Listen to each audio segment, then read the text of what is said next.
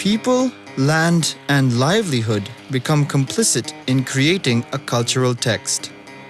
Topographies bear the imprint of myths and legends that become nourishment to the folk who carry tradition in an unbroken stretch. Rivers sing their own songs among stones, a happy reminder of the annual rhythm of life.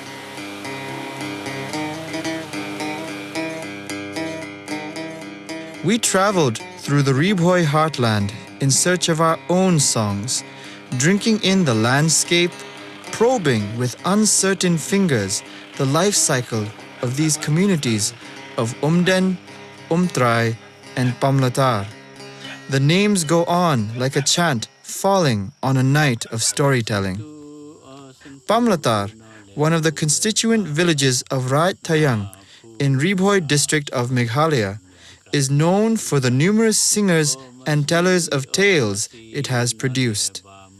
The songs and stories are planted in the subsoil of people's memory.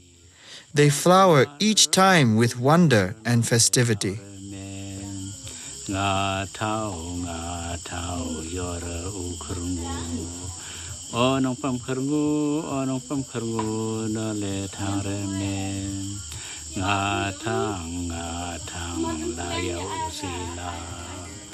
The earth of Ri-Bhoi has often been noticed to have a distinct characteristic. The reddish hue is attributed to the presence of laterite in the soil, making it geologically different from soil types found in other parts of the state. Early morning hours find people busy, going about their daily business. Late spring is a time which marks an important stage in the agrarian calendar of the people of Ri-Bhoi area. The tryst with the good earth is once again upon the village of Pamlatar, as the people prepare to plow with song and music. We finally have secured a date with the Krut Singh. Our host, Wen Siem, finishes giving final instructions about the day's work. A convivial spirit is ensured in the imbibations of frothy rice beer.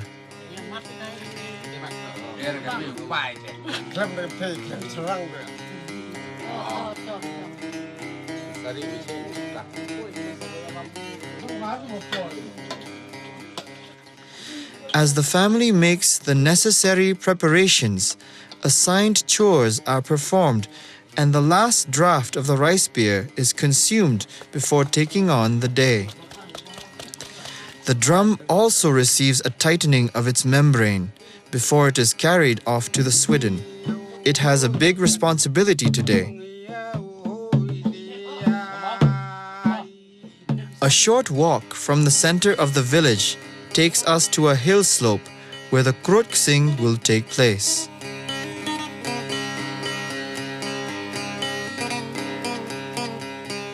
The way through the tall grasses is negotiated not without some difficulty, and for the less agile and advanced, it requires assistance and effort, and more so when you want to keep up with the group of spirited younger people. A makeshift hut has been built to provide shelter during the day. It is here that the initial ceremonies are performed so that the day's labor becomes meaningful. There is gracefulness about this hut called Treplom, and it became a hub where men sit and talk, conversation always centering around the work, while outside, boys and girls chat and flirt with each other. Seeds, symbolic of the male principle in Khasi thought, are taken now and dispersed over the wide area where plowing will take place.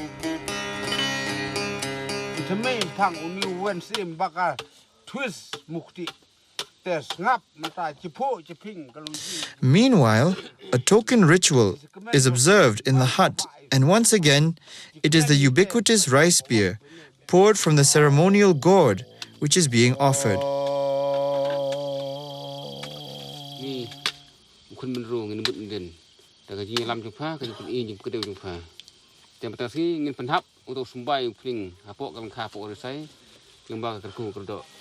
From the look of things, rice beer seems to be available in plenty, and more of it is passed around.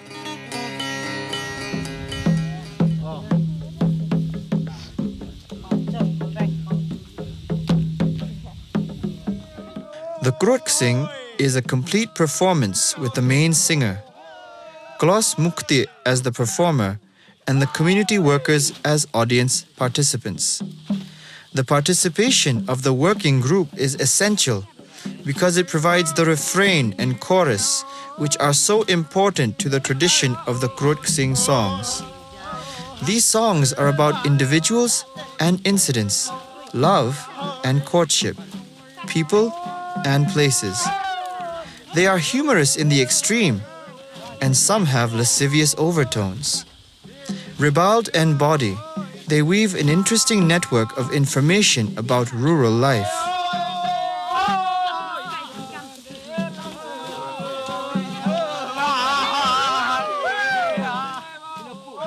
Klos Mukti is a tradition bearer of the Krut Sing songs, a legacy he inherited from a host of singers who were legends in their time in the decades between 1930 to 1970.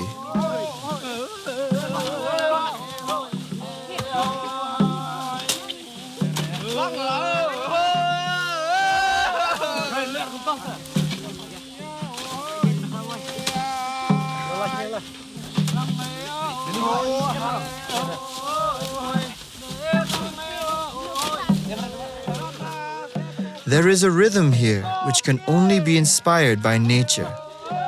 The skin-tight drum beats incessantly, while Klos sings about the Mahu and its amorous engagement with the bountiful earth. The workers do the Langhoi chorus in unison, their Mahu striking the soil, completing the poetry. The walk to the water source can prove to be a difficult enterprise which takes these boys down the steep incline beyond the sight of their friends. Carrying the water in the containers, they trudge up the hill again, an action that has been repeated in these parts using these same bamboo containers for hundreds of years. Poured into bamboo containers called johor, water produces its own music as it is used by the thirsty women and men. The water is eagerly consumed with much chatting and flirtatious bantering by the young group.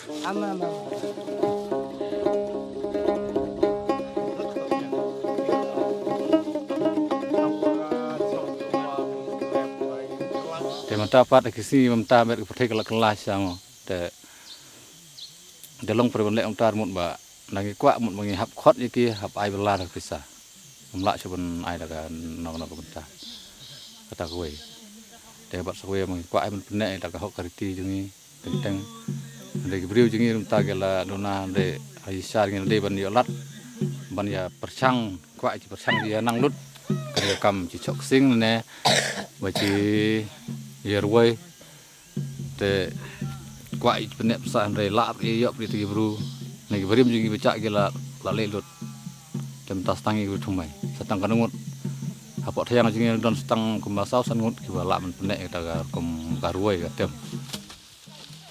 Work, especially the kind which is done by the use of physical labor and tools, often results in mishaps. A timing missed, a small negligence could result in this. The problem is swiftly taken care of, as nature itself provides remedy and herbal first aid is given. The man is soon back with the rest.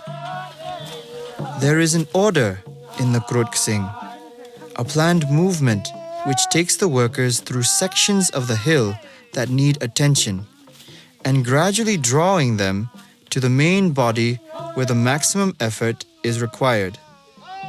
The work is orchestrated by the instinct of being familiar with the terrain while responding to the ministration of the songs.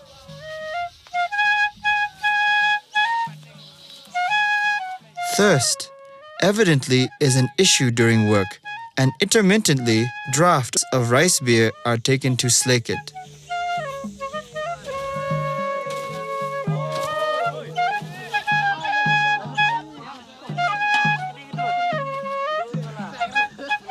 The midday meal break is a welcome intervention, and food is brought in these huge aluminum pots, which have, even in these parts, replaced the brass ones called pyang. Food is also the responsibility of the family of Wen, and after being prepared, it is carried from the considerable distance of his home along the bush trails and steep hillsides. Lunch is an elaborate affair of rice and assorted curry of arum, pork, and dried fish. The bamboo shoot preparation sharpens the appetite, as the rice beer does another round.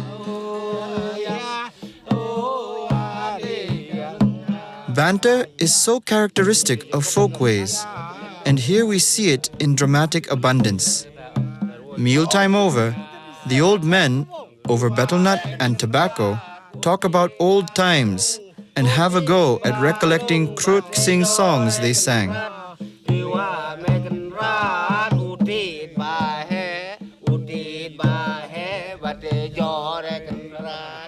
Close on the heels of the lay of the land is also the instinct to follow the symmetry that comes naturally to those born and bred in these gentle hills.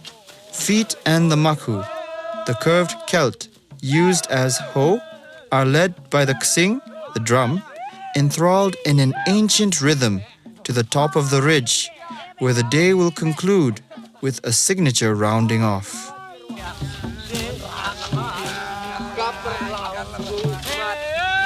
There is a robust spirit of fellowship, and even when the person who has been entrusted with this plot by the community for this particular year does his bit, he joins the workers, pouring his sweat together, or tes eplang, as they say in these parts. It is time now to return to home and hearth, and all and sundry are thanked for the acts of worship through labor performed during the day. Apologies for committed offenses, real and imaginary, are offered, and the trudge back to Pamlatar, sketched on the horizon, begins. Rice, gift of the earth and divinity personified, elemental grain of life, we await the reward of your blessings.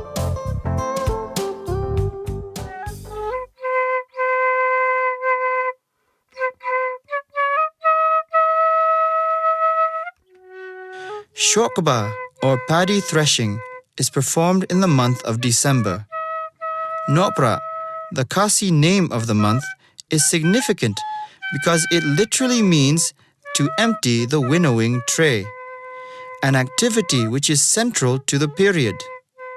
To participate in the Shohkba, we traveled to Rat Thayang, located in the northeasterly direction of Ri-Bhoi District of Meghalaya. This once densely forested area has now opened up, and many are the roads and trails connecting the network of villages. Since it is winter, the dust-laden roads are comparatively easier to navigate, and the ride was pleasant, filled with gentle bumps and soothing sights of green all around us.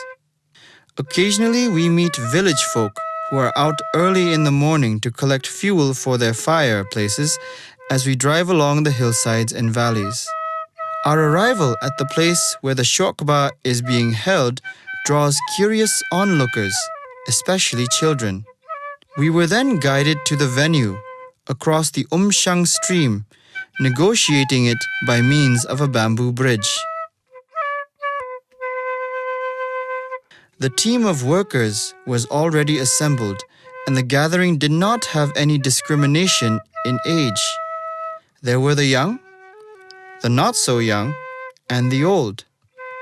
The old can be seen using the kullit, a miniaturized steel mortar and pestle for crushing the inevitable combination of betel nut, leaves, and lime.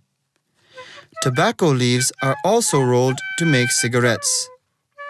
These are common items of consumption, especially on a cold, wintry morning. We find the red tea served with sticky rice wonderfully welcoming, as the long journey from Shillong had been a little exhausting, and the bamboo mugs add to the charm.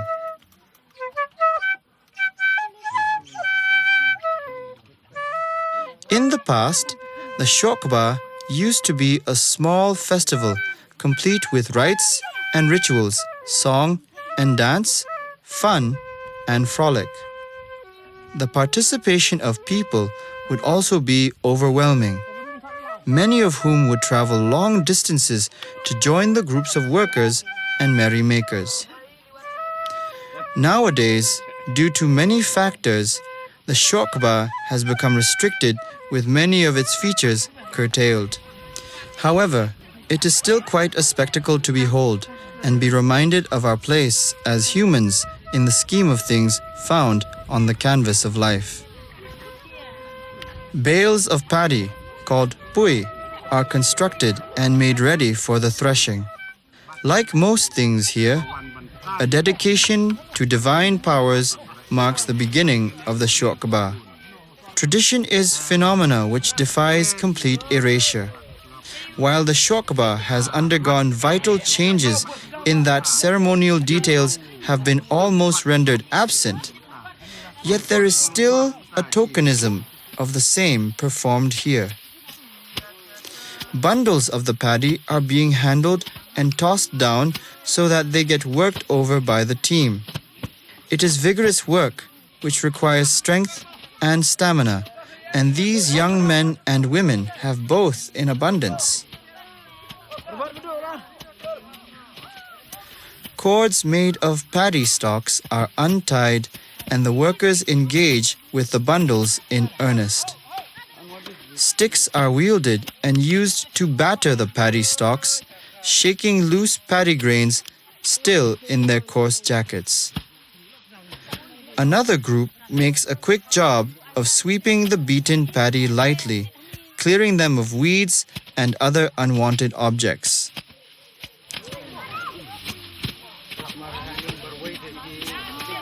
On the sidelines of the Shohkba, we could also see other activities taking place. In the makeshift hut, food and drinks are being consumed while toddlers, along with their mothers, watch from a distance. Not to be left out, boys, like other boys the world over, organize and play impromptu games on the nearby field. Now the workers form a circle with the bulk of the paddy in the middle. Wielding sticks and chanting songs, they continue the threshing with renewed vigor. To assist and facilitate a continuous supply of paddy to come under the sticks, a young man recycles the material so that the operation is done thoroughly. The repetitive chanting of the men as they move in a circle conveys that primordial picture and sense of a ritual being enacted to communicate with the universe through nature and its blessings.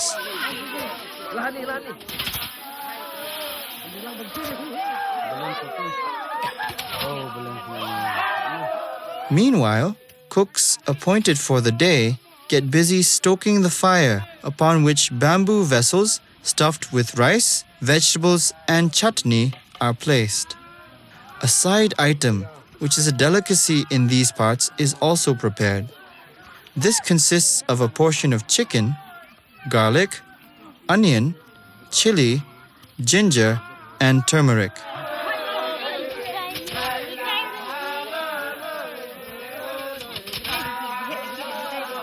Songs which are employed in this activity are called Datkaba Shidieng, and they are sung with gusto and enthusiasm by the workers. This body of songs grew from a process of recreation of materials at the hands of generations of singers.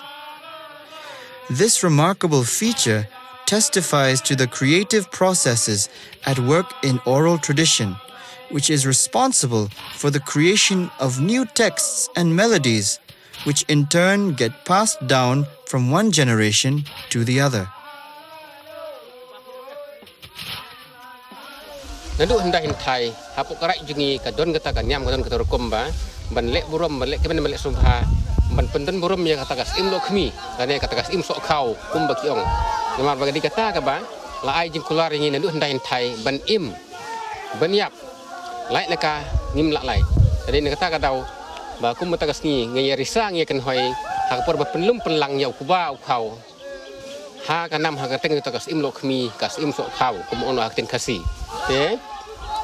Kane kan ai jing kerku jing kerdok kan kemen kan sumpah habang elek kemne. Ha kane ka sngihi barbor hedan du ndain tahi kade ga jing rep bara.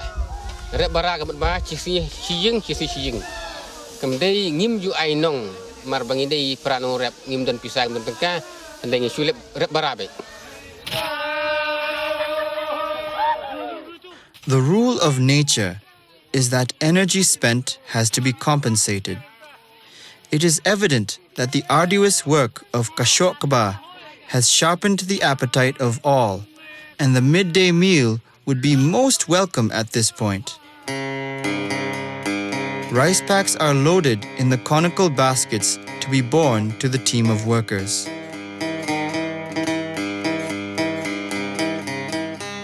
A mouth-watering field feast is laid out, and all and sundry fall upon the fare of rice, a curry of dried fish, and sesame seeds. The meal becomes a veritable feast with additional items of salads, pork, and chicken, adding pleasure to the fare. Being a field feast, only material provided by nature are used. Therefore, leaves serve as plates, bamboo as tumblers. Everyone, including the children who could not be left behind in the village, eats ravenously. However, hunger pangs and delicious fare do not deter the younger members of the team to enjoy banter amongst themselves. Jokes are shared and laughter breaks out between mouthfuls of food. The serving crew are busy offering second helpings and the inevitable betel nut and leaves to those who are done. The most popular person in the Shohkba is the one who is charged with the responsibility of bringing the huge bamboo tubes filled almost to the brim with rice beer. This man, being aware of this, does antics to call more attention to himself. In and around the makeshift hut, men smoke and partake of rice beer prepared for the occasion. The older ones among them grow nostalgic and start breaking out into song. Balam pen ke kaum yam ba pen ne ga te ha mau du o ka kha wa kan doi kam u ding lu per balam pen ke kaum yam ba pen ne ga tu wei li ngel. It is now time to resume the work, and the workers once again assume the circular position and start wielding their datkaba sticks. The grains of paddy, now thoroughly smitten and shaken loose from the stalks, are arranged in piles and mounds. Then, a vernacular form of measurement called katra is executed in order to assess the quantity of the produce. Two men standing on either side of the paddy mound hold a cane string between them, sizing the apex. This is followed by using the hand as a measuring rod from the elbow to the tip of the middle finger.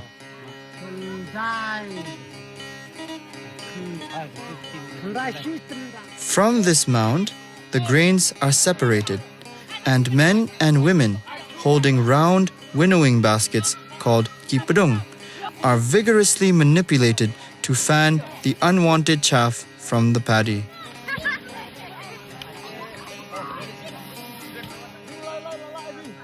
The final product is then stuffed into sacks and borne on backs. The practice followed is that women carry the equivalent of 2 baskets, which represents 20 kilograms, and the men double that. Shad Shohkba not only provides the opportunity for people, especially the young, to meet and fraternize, it also infects them with prankish humor. The Shohkba place becomes a spectacle for tricksters and pranksters to unleash unbridled fun among the stacks and pois of paddy. Many of the actions can be attributed to the influence of the songs, which reflect this revelry seen and taken by all to be sometimes playful, spirited, and lascivious.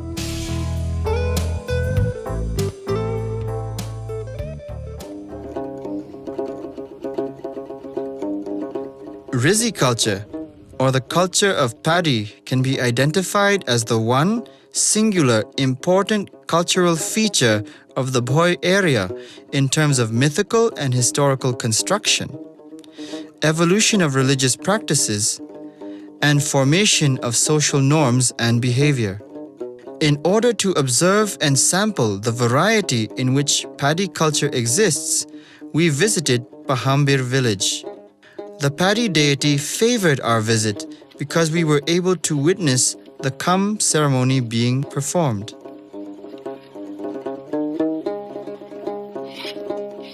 This particular observance involves the taking of the very first produce of the fields home, where the fistful of paddy, or kam, is given a special place. It is believed that respect shown to the kam will ensure auspicious times to come.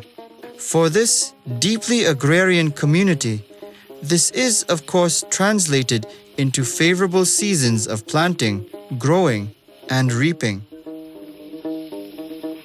The produce designated as kam is collected and garnered with care, and finally borne by men who use a pole suspended on the shoulders. The symbolic, yet all-important kam, the first collected yield from the fields, is brought unwrapped and arranged in respectful gestures of thanksgiving.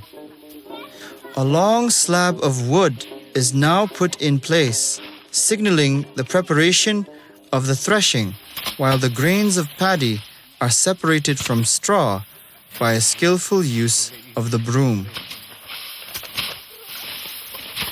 The fanning of the paddy to cleanse the pui is followed in the same manner as elsewhere in Bhoi, where the padung are masterfully wielded. A noticeable trait here at Pahambir is the absence of a lusty singing tradition associated with the Shohkba. However, on inquiry, it was revealed to us that the Datkaba Shidieng songs have almost been obliterated due to the passing away of stalwarts, who were indeed masters of the tradition not very long ago.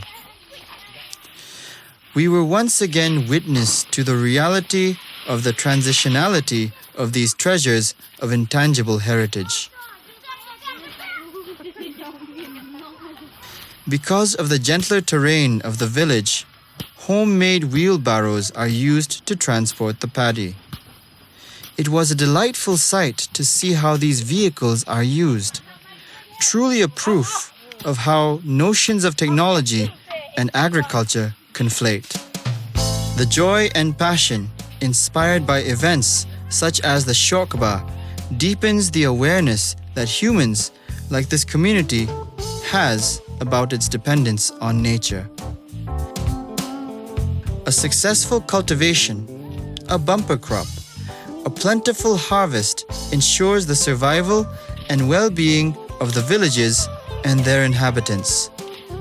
What we see here sadly reminds us about our own predicament in the city, that we have forgotten to derive joy from work and laughter from labor.